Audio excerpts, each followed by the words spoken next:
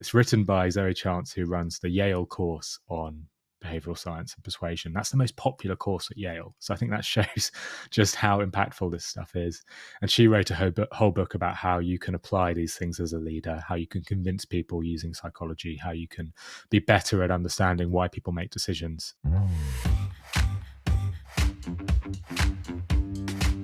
Hello and welcome to the Truth, Lies and Workplace Culture podcast, brought to you by the HubSpot Podcast Network, the audio destination for business professionals.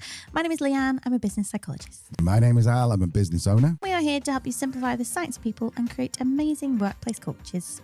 Yeah, hello, welcome back. If you're a regular listener, then welcome back. If it's your first time, don't worry, we'll be gentle.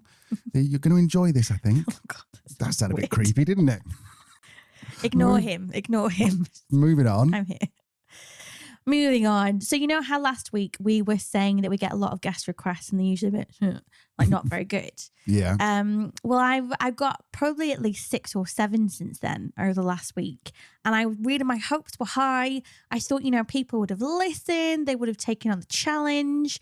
But what I learned is that they don't listen to the podcast at all. Certainly not our most recent episodes. I had one today. I'm not lying. Somebody pitching me an expert in soft tissue damage and recovery. That's not what our podcast is about. It's not. I mean, I'm sure there's a link in there somewhere in terms of workplace health, safety and that type of stuff, but I don't have the time to make those connections. No, if you want to be on anyone's podcast, you want to be on ours or anyone's or Phill, who's our guest today. Well, I've just spoiled the surprise. Spoiler. Well, I think it's in the title anyway. But if you want to be on it, then just at least listen to the podcast. We had one guy called Will who reached out and he said, I loved your. He sent me a generic cold DM on LinkedIn.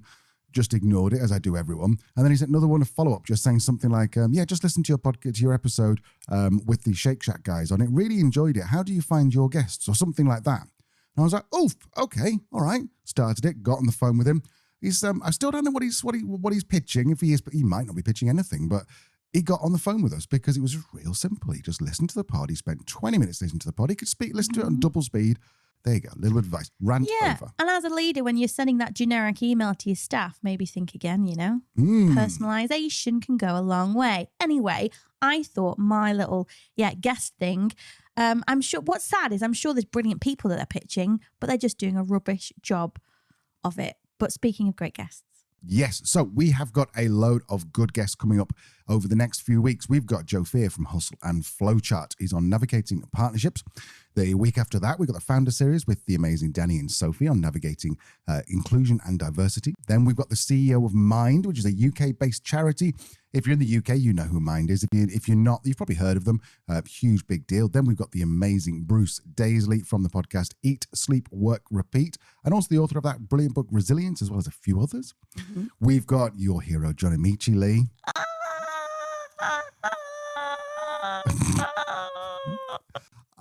That made the dog look over. I don't think he needs any more introduction. If you don't know who it is, then Google it because he is a dude. Then we've got the amazing Rory Sutherland from Ogilvy, and then Isabel Berwick, who's an author, a podcaster, an FT, that's Financial Times journalist. We are really, really excited about this, Lee. Yeah, it's ace. It's ace. Talking of being excited, today we have one of our heroes on the pod. He is the winner of the Sussex Marketing Competition. He's got a degree in marketing and management. He's but on his LinkedIn profile, A stars and GCSEs and A levels. I'm impressed with that. Oh, is he young enough to have had A stars at A level? Oh, I don't know. Oh, maybe. Phil, that makes you more annoying. How old are you? I wouldn't dare put my single D I got at A-level on LinkedIn. He was awarded the High Flyer Scholarship. He spent 6 years at Brandwatch before moving on to Senior Product Marketing Manager at Hotjar and then at Buffer, and is the host of the amazing Nudge podcast. Let's go meet Phill Agnew.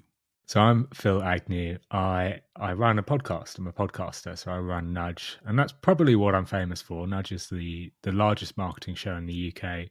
But actually, according to Google, probably the thing I'm most famous for is when I was younger, me and my mates would muck around on Wikipedia articles. And I managed to edit Barcelona's stadium's Wikipedia article, which is the Nou Camp. And I put myself as the architect. I called myself Philippe Pedro Agnew, to just give myself a bit of a Spanish spin. And somehow that stuck. And I was on there for about 2 or 3 years. And I'm still on some versions of Wikipedia with that title. Although I run a podcast which is pretty successful, I think I'm still most famous for lying about being the New Camp's architect. Phill is a funny guy. He's an awesome guy. I jested that he's annoying, but it's just because he's so good. He's such an inspiration. And every time we think we're maybe starting to get on his level, we realize that we're still reaching. But yeah, an awesome podcast as well, Nudge, for leaders, for marketers. And what I think a lot of leaders and managers don't realize is that creating amazing workplaces, amazing cultures, is actually based on the same psychological principles as creating great marketing or a great campaign or a great brand. Absolutely. So I wanted to find out a bit more about what leaders could learn from the psychology of persuasion that marketers use every single day. After all, a huge part of leading effectively is persuading your teams to create great work. So here's Phil's take on it. Most of us aren't very good at persuading. And that's unfortunately not only the case with individuals, but with leaders, not only leaders in companies, but leaders of whole countries. We are really bad at persuading other people. I think one of the best examples of this comes from the psychology around arguments. If you ask anybody, including leaders, how to win an argument, they usually say it is a combination of give very clear, transparent data, tell a coherent story, share as much as you can about your point of view, give all of your reasons as to why you're right. We think of an argument as a bit of a, I need to build my case, share my case coherently, and that will help me win an argument. And leaders do this to put forward new projects, and individuals do this to persuade their boss to give them a pay rise. But the reality is, that's not how you persuade. Heaps of studies over the past 100 years have seen that to change someone's mind, you don't share your point of view, you don't bombard them with data. Instead, you ask calibrated questions to get that individual to perhaps consider their own point of view and perhaps even change their mind. So there's this incredible study with people who had completely opposing views on very controversial topics like abortion or religion. And they sat these two people down, and in one scenario, they would ask them just to try and convince each other. And then in other scenarios, they'd ask one to ask some calibrating questions of the other. So to say, why is it you believe that? Is there any way that might not be right? Is there any reason you would change your mind? These sort of questions to get the other person to open up. And the amount of times that version changed people's approach, when people were asked those questions, they were far more likely to change their point of view rather than bombarding people with data and information. One very specific example there, but actually reveals all these ways that we're persuaded. And I think this is one that leaders need to pay attention to as well. If you want to get people back to the office 5 days a week, you shouldn't just be telling them. You should be inviting them to give their own opinion on why being back in the office would be a good thing. That will work better. Putting my personal feelings and politics aside for a second, I have to concede that Donald Trump is pretty good at persuasion, which is why an increasingly large percentage of Americans think he should be leader of the USA again. Let's not forget, he received the most votes, or the second most votes of any presidential candidate in history, beaten only by Joe Biden. Phill has a great example of how he used the idea of the deadly arithmetic of compassion to try to convince people why they shouldn't be vaccinated.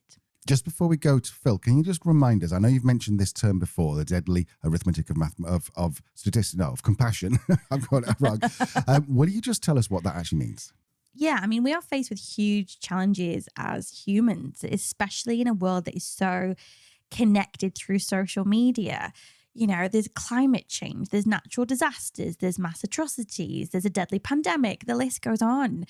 And, in present times, in the 20th century, that can lead to behaviors like doom scrolling. You've heard of that one, haven't you? The continuously scrolling through bad news, even though it's really depressing. Or, newly coined psychological disorders such as climate anxiety, or eco-anxiety, it's also known as, which is basically a chronic fear of environmental disaster caused by the impacts of climate change. So over time, we've developed coping mechanisms as humans, including becoming desensitized to large-scale problems or big tragedies. And that's a psychological phenomenon called psychic numbing. A psychologist called Paul Stovic, who is an expert in risk perception, took this to another level, gave it a very modern and, let's be honest, a bit of a sexier twist than psychic numbing. And he coined the term the deadly arithmetic of compassion.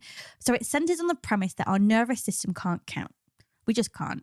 The more people that die, the less we care, which is brutal, but the reality of it. It leads to apathy, a lack of action, and often in situations where those large-scale humanitarian responses are needed, like vaccinations during the pandemic. Large data sets should be convincing, but they're not.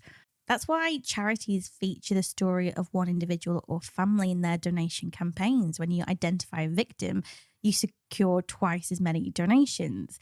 It's why we're seeing more visual imagery in relation to the impact of climate change. I think it was just last week I saw a map that was released of what the UK will look like in 70 years with the projected rise in sea levels and the massive cities, including London, that are going to be lost. As Phill explains, one well-told story will always outperform statistics and data.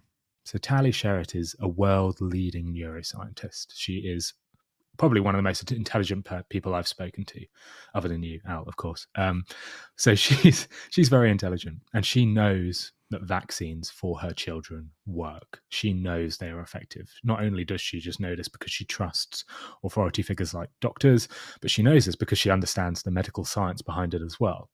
And yet, when she was watching one of the primary debates between Trump and his competitors when he was going for the election in 2016, she heard Trump talk about how these vaccines for kids were inhumane, about how they would inject them with these huge syringes fit for a horse, about how a colleague of Trump's got their own children vaccinated and ended up with fever and ended up getting all sorts of illnesses happening to them. And he said all of this, and Trump said all of this, and Tali Sherratt found herself, despite being educated, despite knowing the data, despite knowing the science, actually finding herself questioning, oh my God, should I be vaccinating my kids?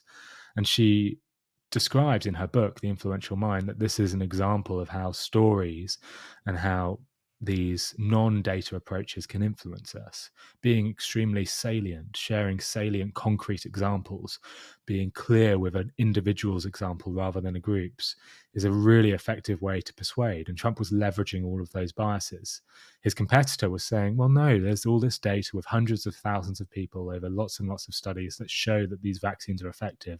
And Trump gave one anecdotal example of one individual, and that was very likely to persuade. That's a good example of something called the story bias, which is we've spent millennia learning, studying and remembering stories. The more we hear stories, the more likely we are to remember them. And thus, when Trump uses a story like that, it's actually more likely to persuade than big data points because they stick in people's mind for longer. So let's just back up for a second, because I think a lot of people think that persuasion and manipulation are the same thing. Now, I wanted to know what the actual difference was from Phill, who's arguably one of the world's experts on this. Manipulation is, it's a negative word. It's getting somebody to do what they don't want to do. And persuading isn't always put in that category, right? You can persuade someone to do something they might want to do. And if you persuade me to go on a run after this, that's a good thing for me. That's something I'd want to do, but it's raining outside right now, so I'm not motivated to do it. But you could persuade me to do that. I think the point I always make when I'm talking about psychology and behavioral science is some people feel that just the process of applying these psychological principles to the act of persuasion makes it manipulation, just because they're so potent and they're proven to be effective.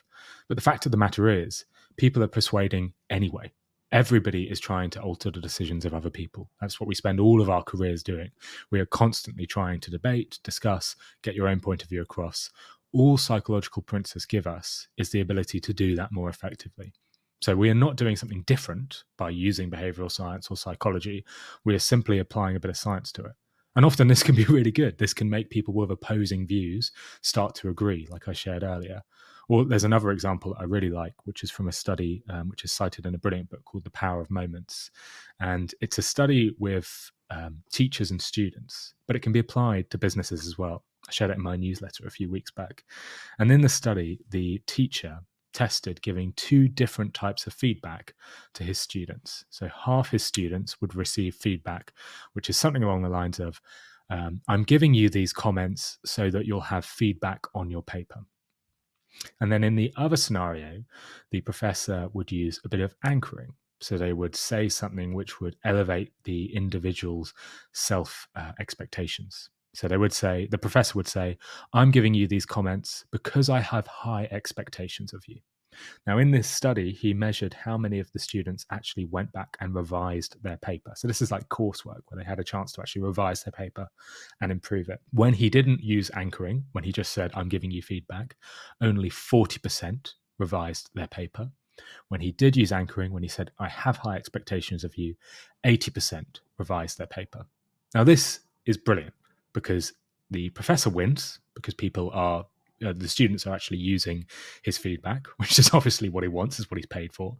The students win because those who revise their paper are far more likely to get a higher mark, and that's what they want as well.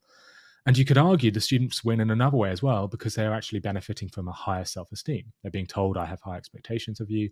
That makes them feel better as well. Now, this, I think, is not manipulation. This is just effective persuasion. This is a great example of how you can apply psychology to get more out of your teammates, to get more out of your colleagues, to get more out of your whoever you might be managing. Yes.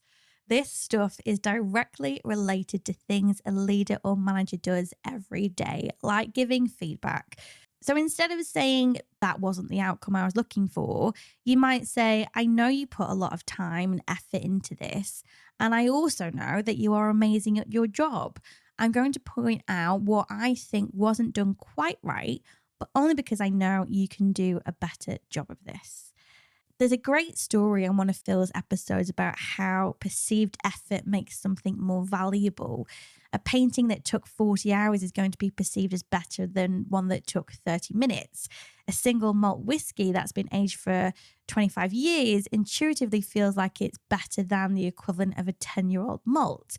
This applies to being a great leader too. If you as a leader are seen as putting in a lot of effort to getting an outcome, then you will be valued more. Phill talks about a boss he once had who did exactly this. Knowing the amount of effort you put into something makes people judge things differently. I think one of the best things that I've seen a leader do in my career, so I've always worked within a product marketing function, which means I'm responsible for launching products and features. And in my role at Brandwatch, I reported directly to the CMO, Chief Marketing Officer, who wasn't directly in the product marketing function. He hadn't been a product marketer before. He hadn't done this job before.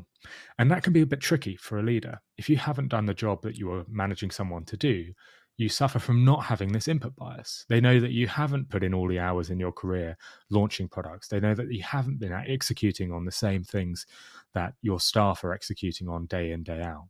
And so what this leader did, and I think this was genius, is he said, I'm going to do a launch myself. I'm going to do a whole launch from start to finish. I'm going to take time out of my role as a CMO. I'm going to work overtime to just do a launch because I want to learn what it's like to do a launch. I want to learn what it's like to be a product marketer like you, Phill. And in doing that, he just benefited from all this input bias, from all this labor illusion, from all these psychological sort of hacks I've been talking about, because I realized that he was taking the time to actually learn my role. And he did this not only with my role, he spent a day with the sales team answering sales calls and doing cold calls. He spent the same time doing with the customer advocacy team answering tickets. And I think leaders who actually spend time to understand the roles of the people they're managing will perform much better. And we intuitively know this, but there is evidence to back it up, evidence about the input bias that really shows that this works. Spending time to understand what your employees go through, what they're doing, how their work functions will increase your value as a boss and will increase the how much people will be receptive to your ideas dramatically. Now, what about being likable? Because great leaders and managers are inherently likable. So assuming that you're not an awful human being, how do you leverage persuasion and psychology to encourage your teams to actually like you more? There is one thing which I love to talk about because I think it's so important that can make people more likable, more believable, more trustworthy, and more likely to get a promotion. And it's this effect called the Prattville effect. And it was discovered back in the 1960s by a researcher called Elliot Aronson. And what he did was this genius study. He filmed an actor answering quiz questions, and the actor would get almost all of these quiz questions right, 90%. They would know the capital of obscure countries, would know the population of a continent, all these obscure things. So, if you're watching this video, you assume this actor is very intelligent. And then right at the end, after he'd finished the questions, he goes to take a sip of coffee, spills it all down himself. So it appears really clumsy, just spilt coffee down his white shirt. Now, Elliot Aronson had this recording and then wanted to show it to participants and ask people, how likable do you think this person is? But he ran a twist in his experiment. So half the participants saw the full recording. So all of the questions and then him spilling coffee down himself. But the other half of the participants saw only the first part of the recording. So when he just answered all the questions correctly, no coffee spilt. It was cut before that. And he wanted to see if there was a difference, if there was a difference in likability. And it turns out there was. People who saw the actor spill coffee down himself, they didn't know he was an actor, by the way. They thought he was a real quizmaster sort of thing. When they saw him spill coffee down himself, they ranked him as far more likable. Now, this is really interesting, right? Why should this clumsiness, this flaw, make somebody more likable? Well, Elliot Aronson assumed it was down to this pratfall effect, this idea that we don't like people to be perfect. We don't like things in general to be perfect. We prefer things with imperfections. And when they have imperfections, they'll appear more likable. I love it, the pratfall effect. Funny word, but clearly highly influential in how others perceive you. Last week, we had the amazing Nora Burns on the podcast, and she talked about being the undercover candidate. Definitely go back to that one. But Phill explains that this pratfall effect can be used in job interviews too. So Jo Sylvester, a researcher from Wales, she took this finding and then in 2015 applied it to a hiring context. So she got dozens of her research assistants to apply for hundreds of different jobs. And she gave them very, very strict things they could say in each of their interviews and in their CVs. So they always had to show the same level of qualification, the same skills, the same experiences, the same strength, really detailed about, they had to be really, really thorough about what they included. But then she said to the research assistants, in half of the jobs that you're applying for, I want you to only share your strengths. And then in the other half, I want you to share those same strengths, but also highlight your weaknesses. So also share how, I'm very diligent, I'm a hard worker, but I want to be totally honest with you, I'm an awful speller. Or I want to be totally honest with you, I'm a rubbish public speaker, or something like that. Now, Jo Sylvester, as like most people would predict, that surely the individuals who only shared strengths would be more popular. They would be more likely to get the job, more likely to go through a second stage. After all, surely the whole interview process is just trying to hire people who are going to be most effective at the job.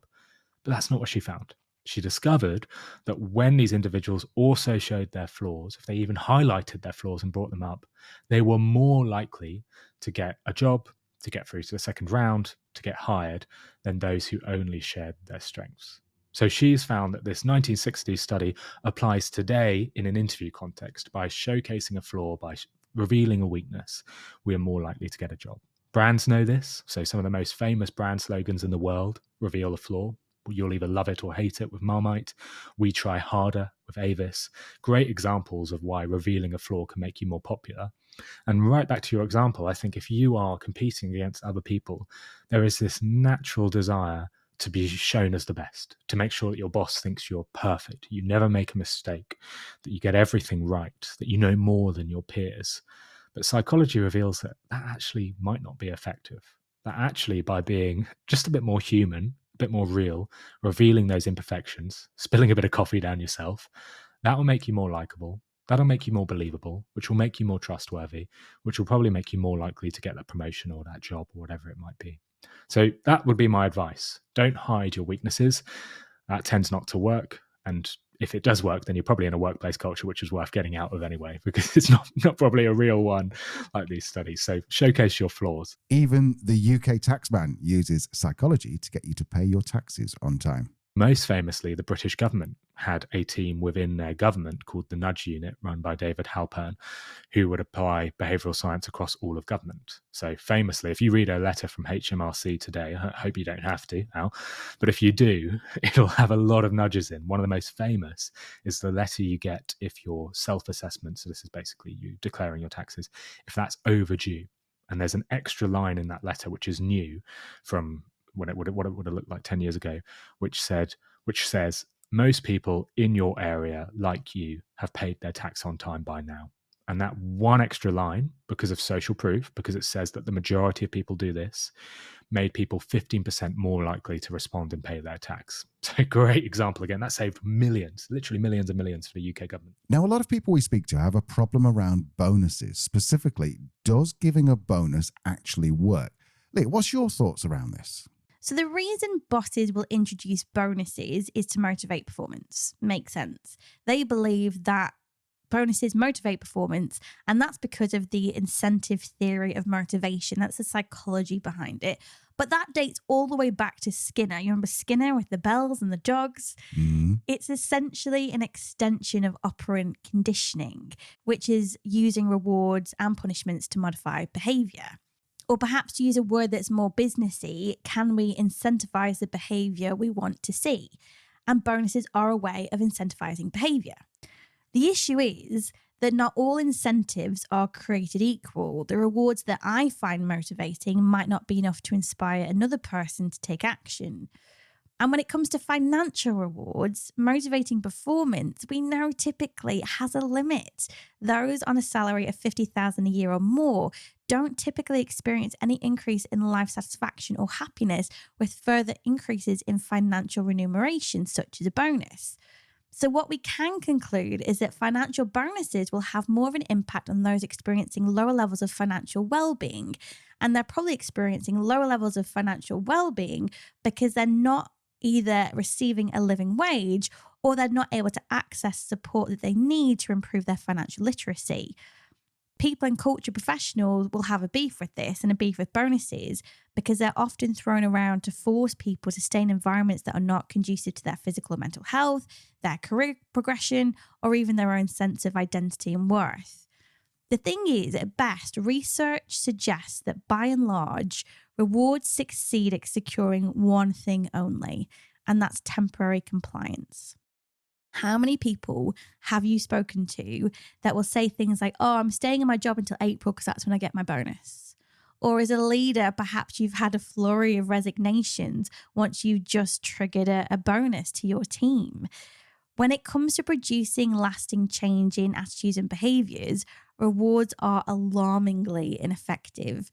Once a reward runs out, people revert back to their old behaviors. Old school bonuses are based on old school psychology, and business leaders, in my opinion, need to update their thinking by about 80 years. Old school bonuses are based on old school psychology. That's a t-shirt right there. Now, Phill talks about a study where they turn this bonus structure completely on its head. We hate losses. In fact, losing something feels twice as bad as gaining the same thing would feel good. So let me give an example. If I find £10 on the floor, I'll feel happy. Maybe a 7 out of 10 level of happiness or a 5 out of 10 level of happiness. If I lose £10, I'll feel really bad. I'll feel a 10 out of 10 level of unhappiness, for example. And that's a crude example, but there are studies which have shown this actually takes place in the wild. We really dislike losses.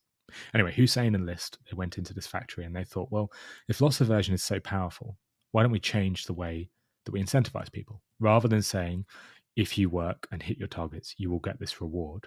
Why don't we give people their reward up front?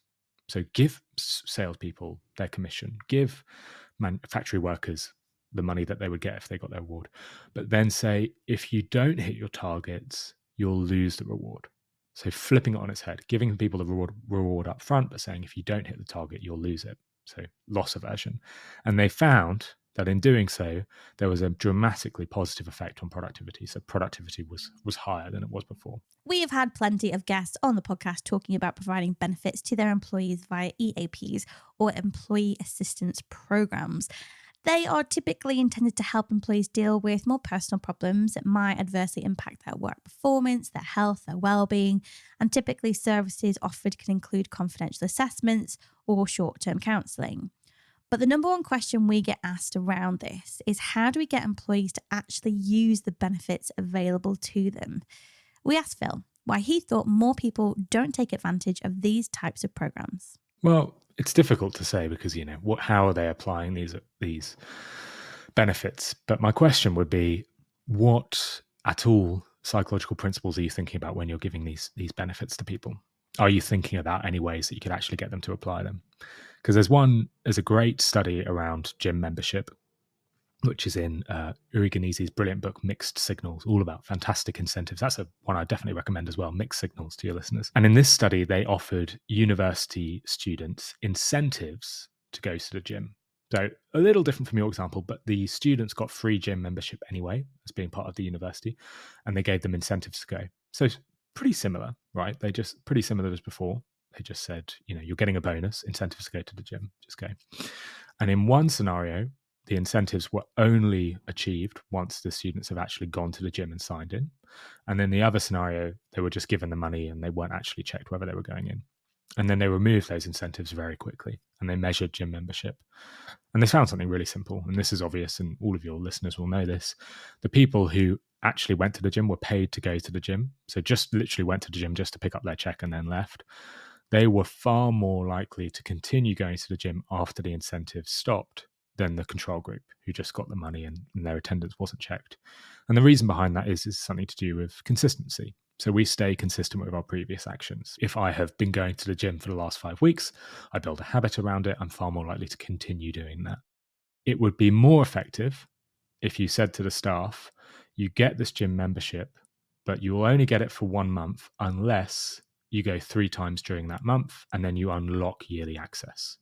That is a direct way of applying this principle to actual behavior. It's a direct way of thinking, okay, we know that people don't action these things. They don't go out and go to the gym if we just give them free membership. So let's try an implementation that can actually reinforce that behavior. If you've ever sat in a large meeting and been bored shitless, or you've sat down with a group of people to work on a problem, you probably instinctively know that the way that you behave in a group is very different from the way you behave when you're alone. In fact, Phill had a guest recently who explained why large groups and organizations are actually killing creativity. Ayelet Fishback, who has written brilliant books on motivation, she's got a great book called Get It Done. And she spoke about a principle called social loafing. Really interesting principle.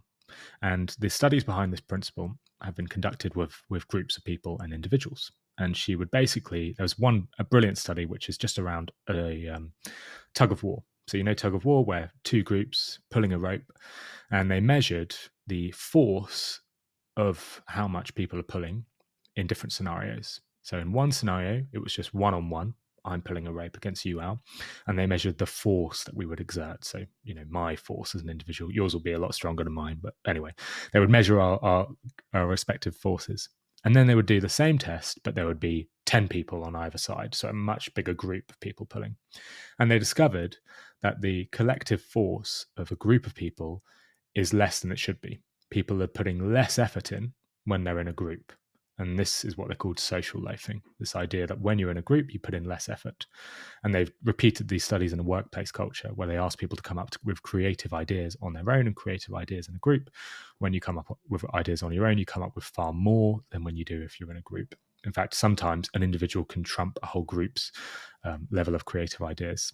So it's this great example of social loafing. And honestly, it's one of those things that you read about and you hear about and you just instantly think of examples yourself. And the reason I spoke about why a large organization can kill your creativity is because Ayelet Fishback shared on her call that most of the large businesses she works with don't realize that large groups can cull the creativity and can lessen the quality of ideas and critical thinking that people might do. And what she suggests is if you are working in a large organization, if you are working with a large team, you should find ways for people to work in smaller groups, for people to work in individual ways to creatively solve a problem, and then present those ideas back to the group. Because just like with the tug of war example, we exert more effort when we are on our own or in a smaller group than if we are in a large group. And it's a great example that I think most managers should try and remember. If you've got a problem you really need to solve, don't get all 10 members of your team in the same call and say, well, let's come up with ideas. Ask each of the 10 individually to come up with ideas on their own and then get them to present them to the group and then discuss the ideas. That will cull social loafing and should lead to a higher quality level of ideas. There is so much good stuff on Phil's podcast, and I'd highly recommend that you check out a few episodes. But I wanted to know if there was one thing that Phill thinks all leaders should do to be more persuasive. Yeah, it's probably that input bias that I spoke about at the start. So learning how the staff you manage do their jobs is incredibly powerful. If you're a leader and you manage someone, spend one day shadowing them. Just spend one day trying to do the same things they do. Yes, you'll learn a lot about how the organization runs. Yes, you'll probably spot a lot of areas for optimization. But the main thing you'll do is you'll show your subordinate that you care about their job, that you want to understand how they work, that you've actually been able to execute a few of the things they do.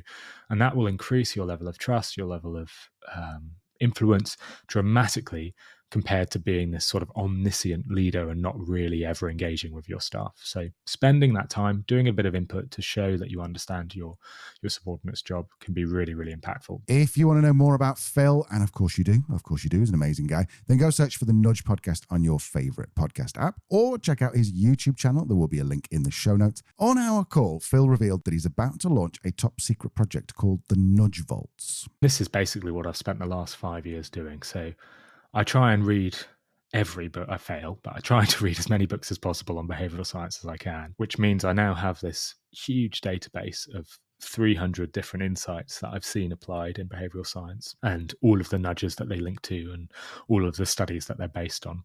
And this is something that I've created called the Nudge Vaults. It's not available yet, but soon at some point, I'm going to make it available to people as part of a bit of a membership for my community. And if you go into there, you'll be able to search for any of the nudges I've talked about today, social proof, anchoring, whatever it might be, and see dozens and dozens of examples of how this has been applied and the actual studies that link to those examples as well. Well, there you have it, a crash course in persuasion from the UK's #1 podcaster. I genuinely hope that we've dispelled this myth that persuasion and manipulation are the same thing. Okay, so join us next week for the amazing Joe Fear from Hustle and Flowchart podcast. If you're into marketing or business growth in any way, then you'll be blown away by the guests that Joe's had on. Robert Cialdini, we've already talked about him. Guy Kawasaki, Dan Norris, Rand Fishkin from Moz, Pat Flynn, of course, everyone knows who Pat Flynn is, Dean Graziosi, Michael Gerber, the E-Myth, Jay Abraham, Ryan Levesque, Ask, Russell Brunson. Those are incredible guests, but what we talk about gets a little bit deep. Both Joe and I are negotiating the breakup of a long-term business partnership. Not me. No, this is not Leanne. Before you start to go, what? It's not me. No, there's another business I have. And on this episode, Joe and I really get into like the nuts and bolts of it. We kind of get into the honest story behind what happened with him and his business partner, Matt Wolf, and why they went their separate ways. Yeah, it's going to be a really, really good one. And yeah, I won't say any more on that, but I think we're gonna learn some things, and I think it's going to be what our friend Jim Young would call a very intimate conversation. It's going to be a good one. So we will see you next week. See you next week. Hang on. Come back. There's more to tell you. I mean, there is nothing better than finding a great book, a great psychology book, a great behavioral science book. It's what I live for. We had to ask Phill what books he would recommend and what he got stuck into. Yeah, I really like Cialdini's influence. I think he's got an updated one now where he has not only the 6 original weapons of influence, as he calls them, but a 7th one, which is utility. That's really worth reading. I think one that I like for modern day marketers is Richard Shotton's book. So he's got 2 books, The Choice Factory and The Illusion of Choice. If you're in marketing, they're really vital to read. I really, really like those. And then if you're a manager, if you're looking at applying behavioral science in a workplace culture, there's a really good book, which I enjoyed, called Behavioral Business by Richard Chataway. And he looked at how behavioral science is applied across a whole organization. So, for example, how Amazon have applied behavioral science, how Netflix have applied it, not only in their products, but also amongst their staff as well. So that's a really good book to help you understand how this can affect people.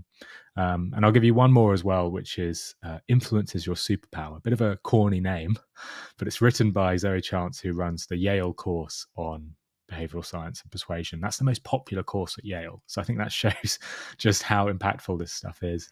And she wrote a whole book about how you can apply these things as a leader, how you can convince people using psychology, how you can be better at understanding why people make decisions in one-to-one sort of format. So if you're a manager, that could be a really good one to read as well. Okay, so that's a real goodbye this time. We are going, and we'll see you next week. Bye-bye. Bye.